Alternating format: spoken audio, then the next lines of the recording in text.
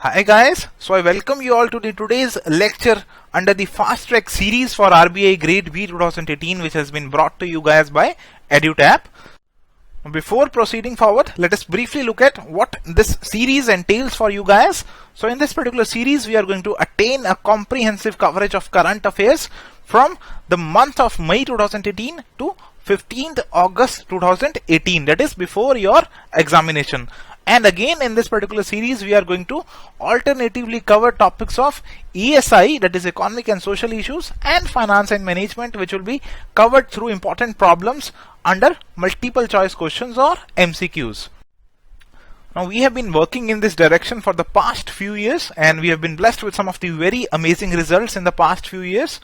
Now, in RBI Grade B 2017 results, 124 of our students, they reached the interview stage, and 27 of the students, they made it to the final list.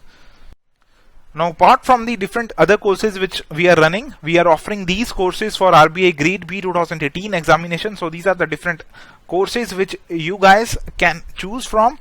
So there is a wide range of courses and you can choose according to your requirement.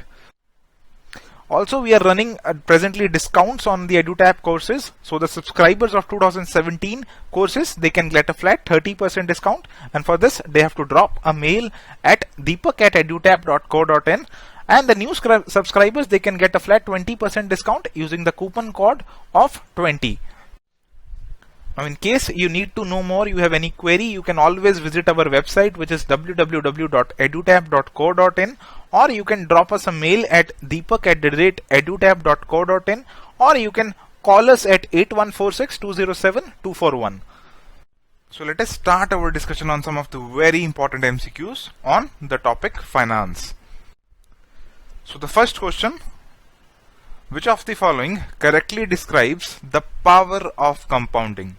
So the first question is based on a very important concept of finance, that is the power of compounding. And the options are: with compounding, the value of money increases with time. Second option, with compounding, value of money decreases with time.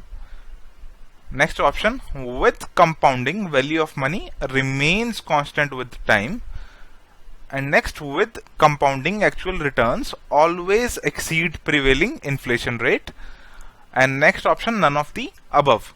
So this is a question which is based on the concept of compounding. So if we are able to understand about the basics of this particular concept, we will be able to easily handle this particular question. Now, this is a concept which is very important and we cannot afford to forget this one at any cost. So when we talk about interest payments in finance, there can be two kinds of interest payments. One can be simple interest and another can be compound interest. Now, simple interest, as its name only suggests, it is really simple one.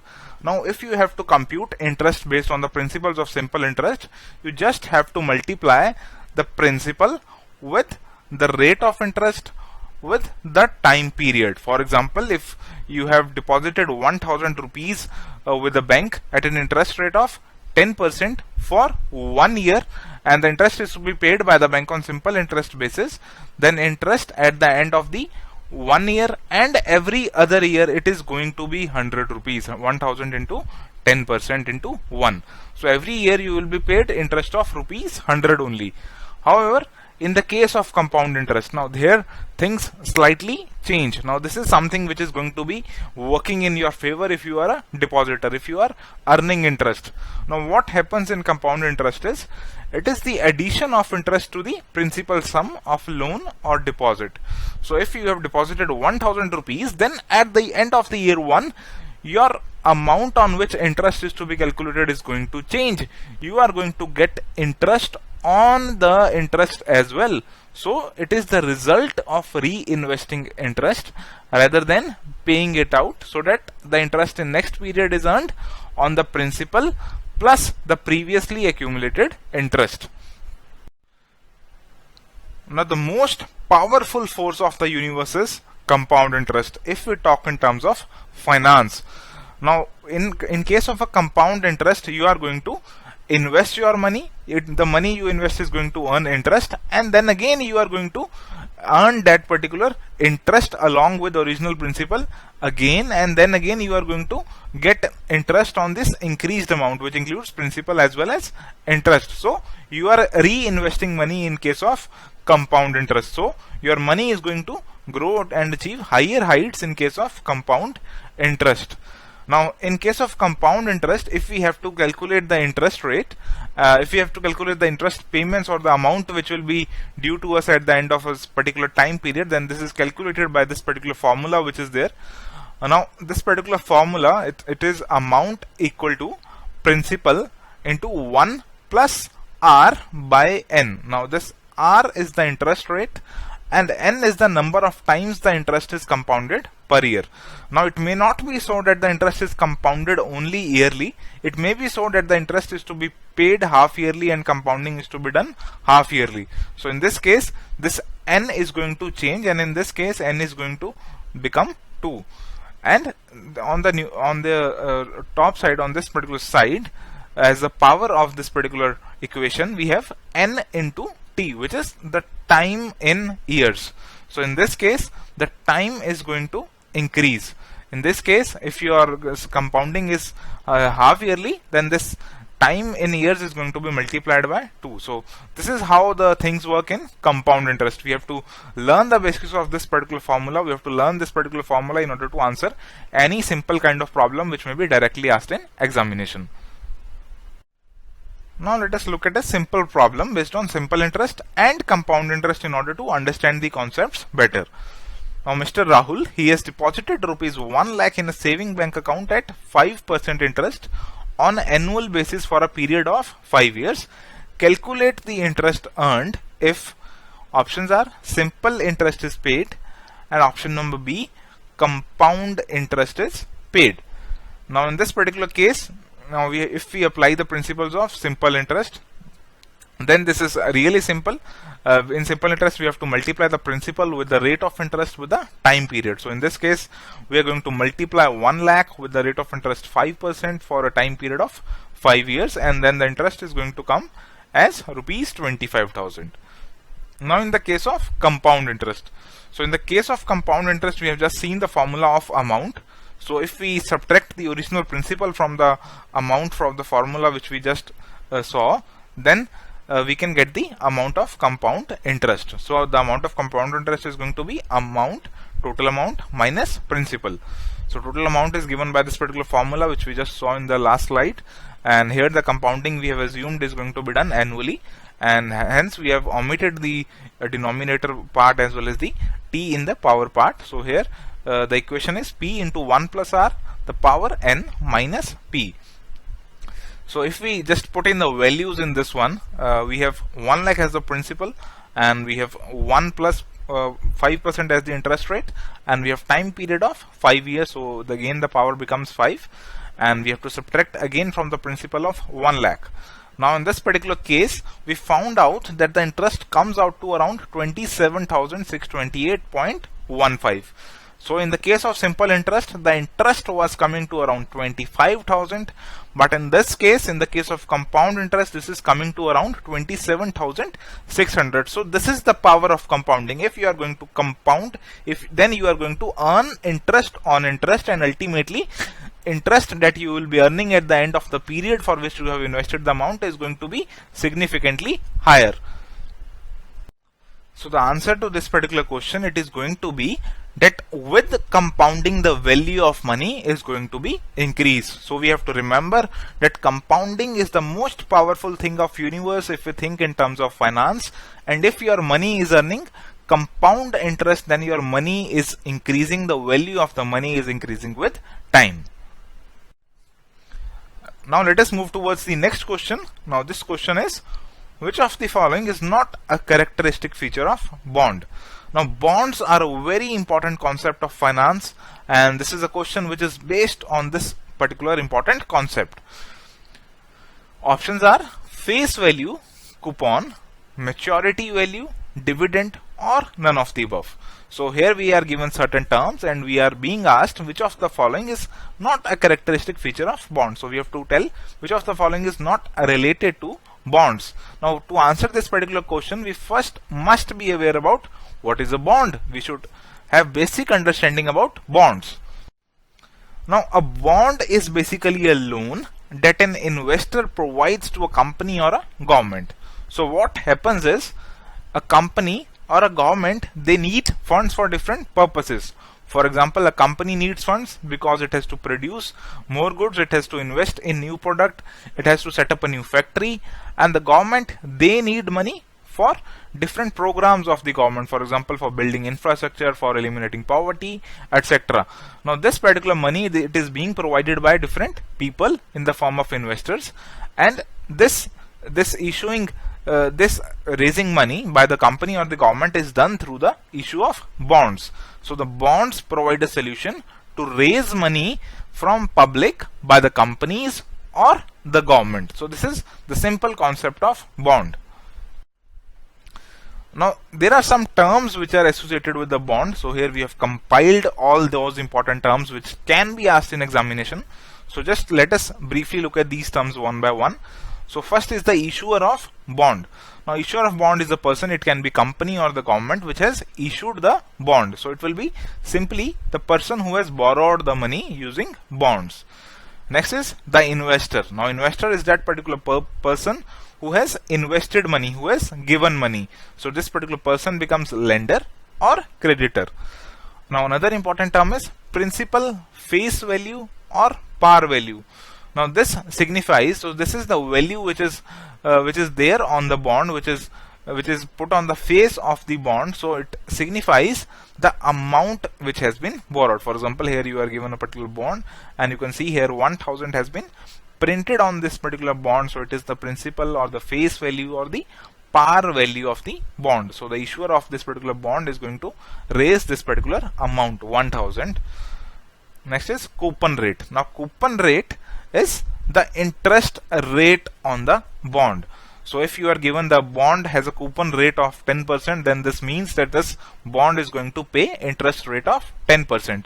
The investors who are putting in money in this particular bond are going to get 10% interest. And similar is the coupon. Now coupon means interest payments. And next is maturity. Now this is very, very simple. Maturity means the due date of the bond, when the bond will mature. For example, if you have issued this particular bond for a period of 5 years, then the maturity period of the bond is going to be 5 years. Now term of the bond is the time until maturity. So if the bond is for 5 years, then the term is going to be 5 years. Next is yield to maturity. Now this is another important concept related to bond, and this is a lengthy concept in itself. So briefly, it is termed as the annualized return on the bond investment. So we have to remember this yield to maturity, this concept is related to bonds, and very simply, in simple terms, this is the annualized return which is paid on the money invested in bonds. Now next is market value. Now market value of the bond is the current price of the bond. So these are some of the very important terms associated with bonds, and you guys must remember these particular terms for examination purposes. So here, which of the following is not a characteristic feature of bond? So the answer to this particular question, it is going to be dividend. So we have seen that face value, coupon, maturity value, these all are the terms which are associated with the concept of bonds. However, we did not read this particular term, the dividend. Now dividend is something which is related to shares. For example, if you have issued some shares, now shares are similar to bonds. Now bonds are a kind of debt instrument, shares are a kind of ownership instrument. If you are holding the bonds of a particular company, then you have kind of loaned money to that particular company. But if you are holding shares of that company, then you are a kind of owner of that company. So the bond holder is going to get coupon payments or interest payments, but the shareholder, he is going to get the share in profits of the company in the form of dividend. So this is dividend. So here the answer would be option number D, dividend, because it is not related to bonds, but this one is related to shares. So now let us move on to the next question, which is, if you choose one alternative over another, then the cost of choosing that alternative in finance is referred to as. So this is a question which is related to one of the very basic concept of finance, and the options which are given here are marginal cost, variable cost, opportunity cost, sunk cost, and none of the above. Now this particular question, it is related to the concept of opportunity cost.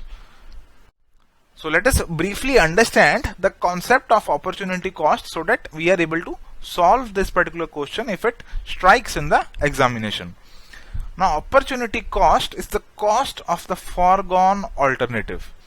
Now if you are choosing one alternative over another, then the cost of choosing that alternative is the opportunity cost. Now in life also you may be having different kinds of alternatives and you have to choose one alternative.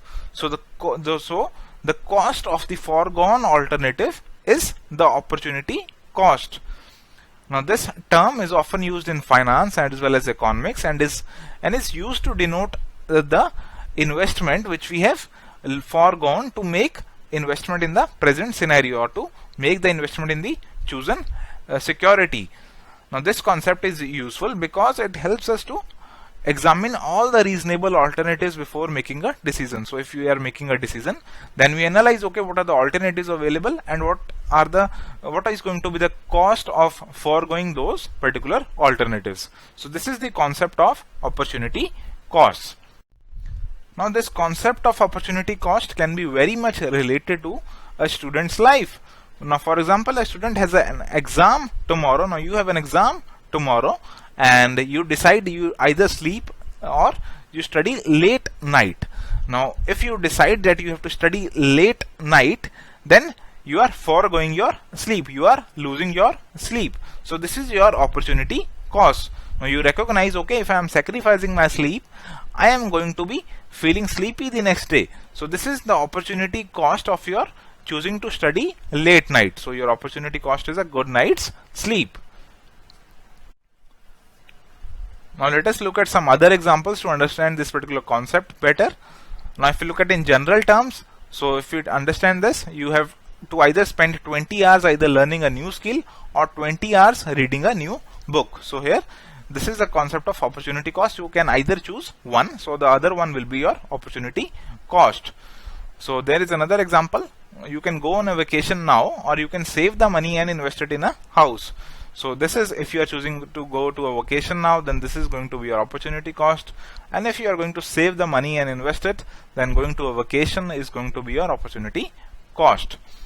Another one is, if you decide to go college now, or in the hopes of generating a large return from the college degree several years in the future, or you decide to work from now. So here the opportunity cost is if you decide to go to college, and then the money which you could have earned by working right now is going to be your opportunity cost, and vice versa. Now if you look at in terms of finance, then if you have say 10 lakh rupees and you choose to invest in a particular product line, or you put this money in an investment which is going to give a return of 5%.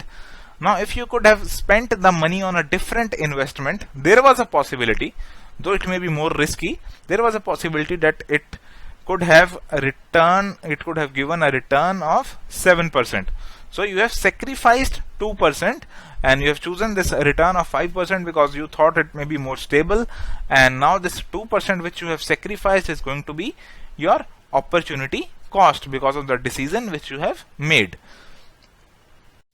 So now we can easily answer this very important question which can be asked in the examination. So if you choose one alternative over the another, then the cost of choosing that alternative in finance is referred to as opportunity cost.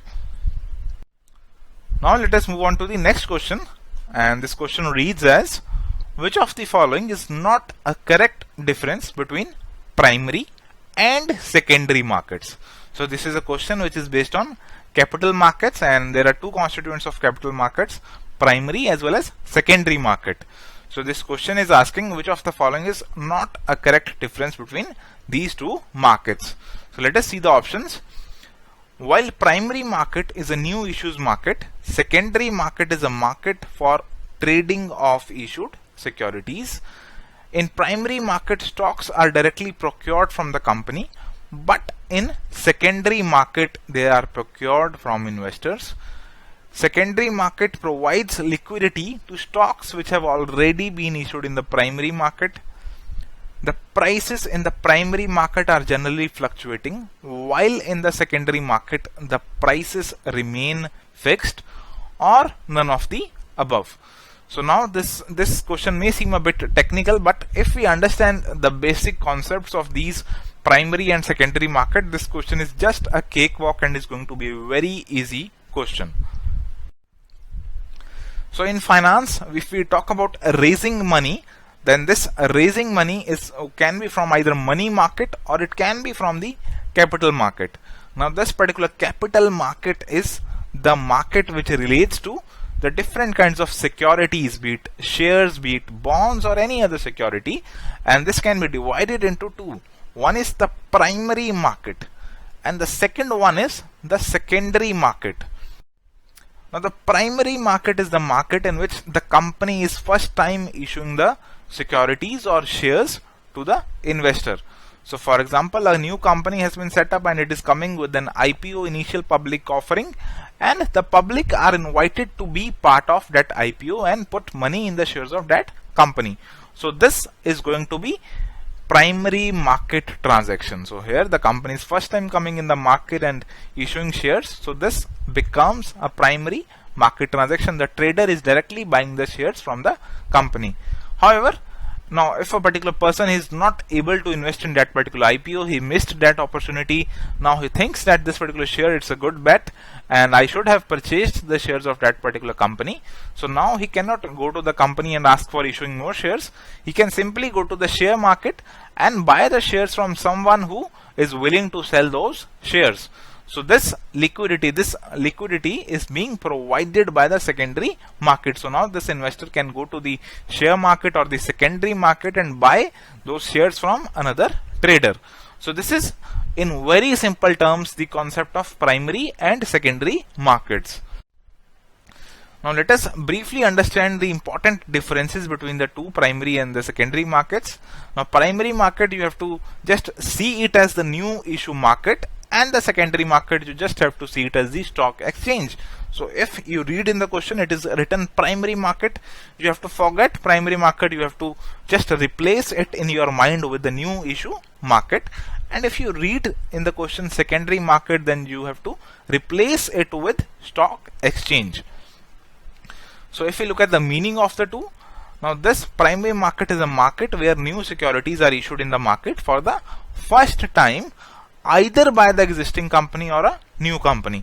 So this is the market in which the shares are being issued for the first time. First time is the key highlight or the key word here. Now secondary market is a market when the shares have already been issued and the existing shares are being traded on a stock exchange.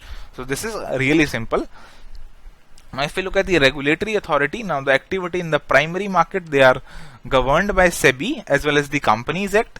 And similarly, in the secondary market, they are going to be governed by SEBI as well as the bylaws of stock exchange, because these shares are being traded on stock exchanges. Now, if you look at the price determination, then if the securities are being issued in the primary market, they are being issued for the first time, then the price of securities is determined by the company itself. But in case of stock exchange, the company cannot determine the price, and the price is going to be determined by the market forces of demand and supply.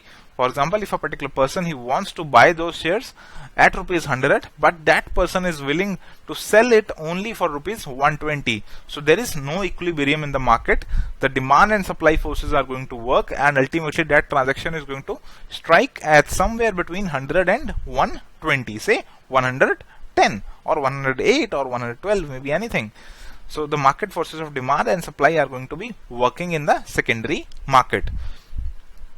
Now if you look at the price fluctuation, now in the primary or the new issues market, the price is not going to be fluctuating because the price of the securities is fixed. So the company decides, okay, I am going to issue this shares at this particular price. So the price is being fixed in advance. However, in the case of secondary market, as we have just seen, the price is going to fluctuate and the market forces of demand and supply are going to play a major role. Now if you look at the involvement of companies, then in the new issues of the primary market, the company is directly involved because it is issuing the shares for the first time. But in the case of the secondary market or the stock exchanges, there is no involvement of the company. There are two persons who are trading in the securities.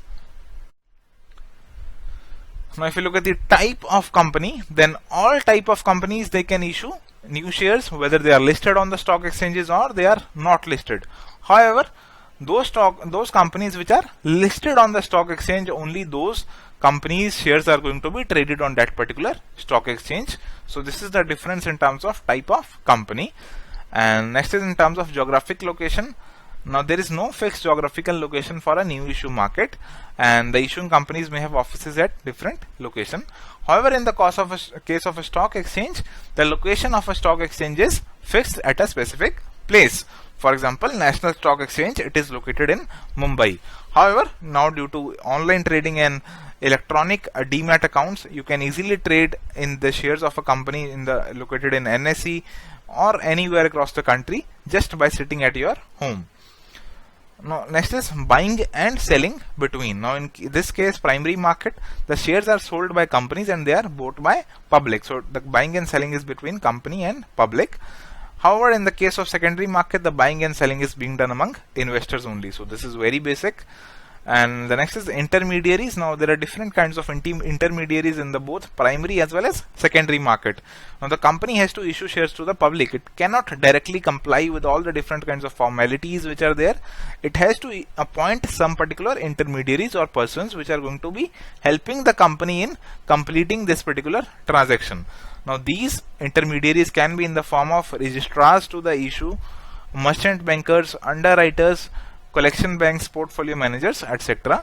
And similarly, in the case of secondary market, you may not yourself be in a position to identify the particular person who wants to sell his shares if you are willing to buy them. So you are going to get in touch with the brokers or sub brokers, and they are going to get the buyers and sellers of the securities in touch. So these are the intermediaries in secondary markets. Now next is financing to companies. Now in the primary market, this is the main function of the primary market. It provides the funds to the company, financing to the company to meet its basic requirements for expansion and diversification, because in this particular case the company is directly involved and it is getting the money. However, in the case of secondary market, no fund is raised for the company. Only buying and selling of securities is done among investors. So the secondary market is simply providing liquidity. It is simply providing a stage for the person who has acquired the shares in the primary market to later sell those shares and get his or her money back.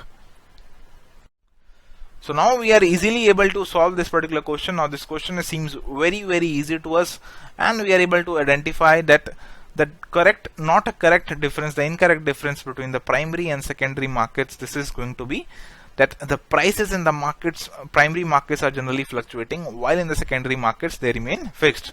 So we have seen that in the case of primary market, the prices are generally fixed by the company which is issuing the shares, but in case of secondary markets, the forces of demand and supply, they are going to work, and they are going to determine the price of shares of the company. So here option D is going to be the answer. So now let us move on to the next question. As per the recently issued RBI notification with regard to net stable funding ratio under the Basel III norms, banks should maintain at least dash NSFR ratio on an ongoing basis. Options are 10%, 25%, 51%, 100%, or none of the above. Now if someone is reading this particular question for the first time, it is going to be really difficult to answer this one. You have to understand about the net stable funding ratio, you have to understand about the Basel III norms, and you have to understand what recent notification did RBI issued and what was spelled out in this particular notification. So let us try to decode all these particular issues, so that if the question of a similar kind strikes in the examination, we are able to easily solve this particular question. So this was the notification which was issued by RBI recently, and now this notification, its heading was Basel III Framework on Liquidity Standards, Net Stable Funding Ratio, Final Guidelines. So this was a notification dated May 17, 2018. So this one becomes very important for the upcoming examination. Now if you look at the Basel norms, now Basel norms, they are simply a set of broad supervisory standards which have been formulated by the Basel Committee on Banking Supervision. So there is this International Committee on Banking Supervision, and this committee has issued certain kinds of standards or norms, and they are referred to as the Basel norms. So till date, 3 Basel norms have been issued, which are referred to as Basel 1, Basel 2 and Basel 3. So the first Basel norms, the Basel 1, they were issued in 1988, and they defined the capital and the structure of risk weights for the banks. The second set of Basel norms, they were issued in 2004, and they were based on 3 parameters: quantitative requirements, supervisory review and disclosure requirements. And the most recent and the most important ones for our examination, they are going to be Basel 3. So they were introduced in 2010 in response to the global financial crisis, and they prescribed 2 minimum standards. So they dealt with the risk management aspects, and in this regard it prescribed 2 minimum standards in the form of liquidity coverage ratio and a net stable funding ratio. So now this is something which we are dealing with, that is net stable funding ratio. So now we have reached this particular domain, that is NSFR. Now what is this net stable funding ratio? Now net stable funding ratio is simply available stable funding divided by required stable funding, and this should be at least equal to 100%. So we have to understand that this NSFR, it is the ratio of ASF and RSF. Now ASF is available stable funding. So this is the funding which is available with the bank and it is considered stable. So it is going to be that portion of the capital and the liabilities of the bank which are expected to be reliable over the time horizon considered by NSFR, which is around 1 year. So this is the amount of stable funding which the bank is possessing with itself in its capital and the liabilities. And the required stable funding, now required stable funding is calculated as a function of the liquidity characteristics and residual maturities of the various assets as well as off balance sheet exposures of the banking or the financial institution. So in available stable funding, we are going to look at the capital and the liability side of the bank, and we are going to look at the stable funding sources which the bank is having, and we are going to be comparing the same with the stable funding that the bank requires. And this stable funding is required because of the asset which the bank possesses. So we are going to understand about the liquidity and the residual maturities and the off balance sheet exposures of the bank, and we are going to analyze, okay, this much amount is the residual stable funding which the bank requires. So this is the required stable funding. So we are going to take the ratio of the both, and the available stable funding, it has to be greater than or at least equal to the required stable funding. So the ratio, it would be at least 100%. So now we are able to easily answer this particular question, as the NSFR, this particular ratio, banks have to ensure that they maintain this ratio at least 100% on an ongoing basis. So this is the end of today's discussion on some of the very important MCQs or concept based on finance for the upcoming RBI Grade B examination. Thank you guys. If you found this video useful, please like the same and share it with your friends. And for more similar videos, please subscribe to our channel on YouTube. Thank you.